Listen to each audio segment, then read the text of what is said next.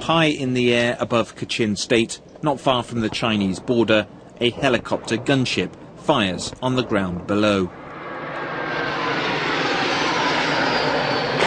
Filmed from rebel trenches by an aid agency, these pictures clearly show jet planes being used against fighters from the Kachin Independence Army.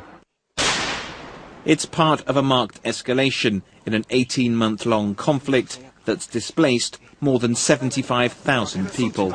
As the jet approached, it just sounds like it's screaming, it's so loud, and everyone ran into the bunker and ducked, and as it turned we could see that it wasn't going to fire in our position, but it started firing a machine gun at a different KIA position just a couple hundred meters away.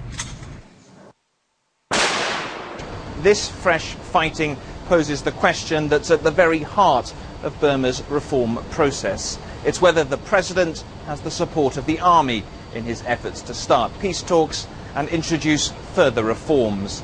In Kachin State, Thein Sein has called on the army to only fight back in self-defense.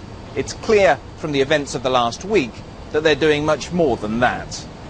The director of the Burmese president's office told the BBC that the situation was complex and that the military had told them it was only using the airplanes to resupply its troops and had no information on the use of helicopters.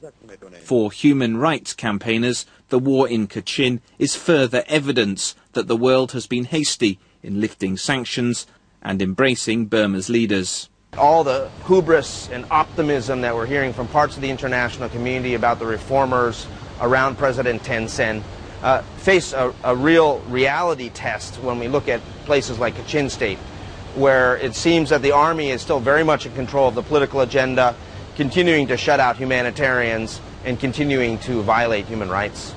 Much has changed in Burma, but the continuing violence in Kachin is a potent reminder of the power still wielded by the Burmese army.